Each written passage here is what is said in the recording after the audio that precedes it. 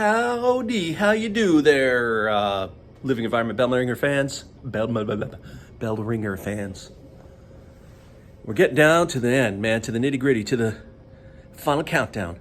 Only today is Wednesday, tomorrow's Thursday, and then Friday is New York State Living Environment Regents exam in living environment, which you need to take. I can't wait. Let's go back, not that long ago when we started talking about evolution and natural selection, right? That's what we're going to be reviewing today. Big theme is the change in how life on Earth changes and how the changes are impacted by the environment and that kind of thing. So let's look at that today in our Bellringer and Ed puzzle, and we'll do some more Regents practice today.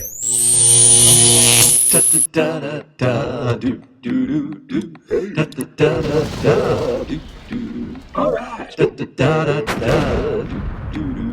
Hey now. Mr. Kovacs class.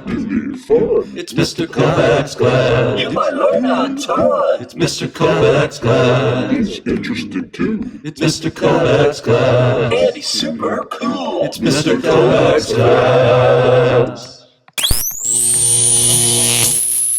In the beginning, there wasn't any life on Earth, but then it showed up, right? And there's been life on Earth for about 3.5 billion years. It's crazy, right? All kinds of different things. How do we know that? Fossils is one example. Fossils is a great piece of evidence, right? And you should know that fossils are great evidence for organisms living in the past, and then of course, evidence for how things have changed over time. You need to know, of course, that fossils, the deeper you go, the older they are most often. Okay, you won't have to know all the different eras and stuff like that. That'll be in Earth Science next year that you'll need to know that. Right, and that was one of the pieces of evidence we had for Darwin's idea of natural selection being the cause of descent with modification, or what we call in the vernacular our modern theory and understanding of evolutionary processes, or evolution. Although remember, Darwin never called it that. Darwin just called it natural selection as the mechanism for descent with modification. All right, let's look at this. Chuck Darwin, well, you're not gonna have to know his story so much for the Regents exam. It's a really important story in terms of understanding humanity, right? His trip aboard the HMS Beagle, stop at the Galapagos Islands to pick up tortoises and things like that, right? But what did he find, or what did he come up with? He came up with the idea of natural selection, right? And natural selection is basically the idea that you're born with your traits, and if they work in the environment you live in, you'll survive and have offspring, and your offspring will have similar traits as you. If you're born with traits and you don't survive, you won't have any offspring, so your traits are gone. That's natural selection. It's the environment that does the selecting of who lives and who dies, and who gets to pass on which traits. Now, Darwin recognized that it wasn't just survival it was also reproduction. You have to be able to reproduce as well. And yeah, now Darwin is credited with these finches. We know from the studies that Darwin never really spent time with finches, but you're gonna need to know the finches and the finch wheel and how the finch is an example of natural selection. What is most interesting to us, or me anyway, as an evolutionary biologist, is that we have different types of selection. Most selection is what we call stabilizing. That is, things tend to look the same over long periods of time because anomalies on either sides are selected against.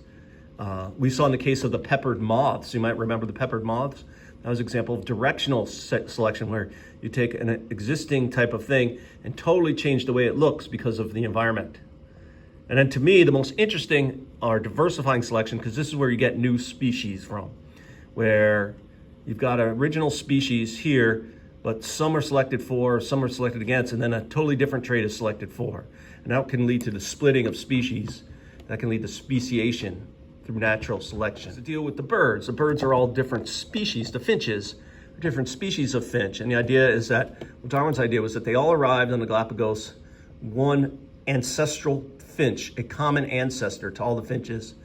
And the finches over time wound up on different islands, and their offspring wound up on different islands, and different islands had different environments. And that meant that different organisms survived and different organisms died. And then on certain, basically, in a nutshell, just to make it simple, is The ones that survive are the ones that best fit into the environment.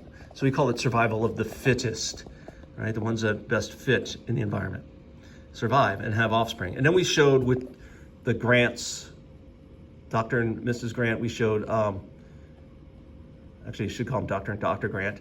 We showed that they studied the finches and were able to measure natural selection happening in action. Be able to read the old finch wheel. You have to be able to read this wheel. Let's do some practice. Good. Some other examples. You should know some other examples of natural selection. I talked about the hawthorn fruit flies and those kinds of things, how they were speciated. But one that's really good to know is antibiotic resistance. We studied that yesterday when we studied immune system, but antibiotic resistance, right, is that like antibiotics kill most of the bacteria, but they leave the ones that are hardest to kill behind. Well, those are the ones that get to reproduce. That's natural selection. The survivors reproduce. What do they pass on? The genes to be hard to kill. Guess what genes are passed on to the next generation? Genes that make you harder to kill. If you keep trying to hammer on with antibiotics, you're going to wind up leaving behind genes that are impossible to kill, or bacteria that are impossible to kill because of their genes. Fossil record supports this descent with modification, right? But not everything gets fossilized. There's some other pieces of evidence that support Darwin's idea of common ancestry. We studied embryos. Remember, embryos showed, because there were traits that appeared in the embryonic stage that then were either used or not used, which pointed towards common ancestry.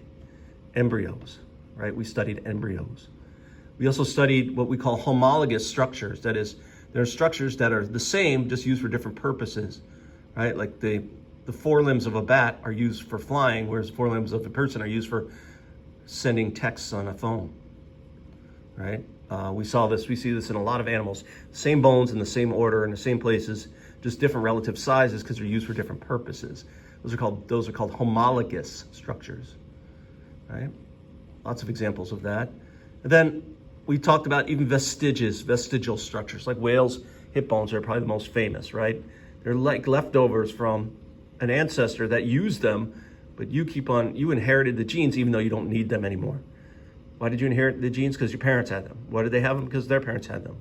So forth. Back to, finally, there was a parent somewhere long ago that needed them, and that's why they had them, and then they stopped needing them.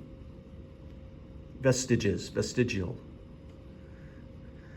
Right, appendix is a good example. And then, of course, we studied genetic evidence, and DNA evidence is the strongest piece of evidence to show that organisms are related through common ancestry, because shared gene sequences mean shared DNA, and shared DNA, right, means it's shared inheritance patterns. So gene sequences, and we study different types of genes, like the Hox gene was a good one. And yeah, right, we use genes to determine this cladogram of who's more closely related to who based on their genetic fingerprints. Yeah, a lot to do with natural selection and evolution on the exam, so you should have a good fundamental understanding of how natural selection works and a great understanding of the different pieces of evidence for ancestry or common ancestry, for descent with modification. Okay, and of course you have to know the story of the finches, or at least have to know the finch lab and the finch wheel. All right, beauty. One more day after today, and then it's the test time. Yes.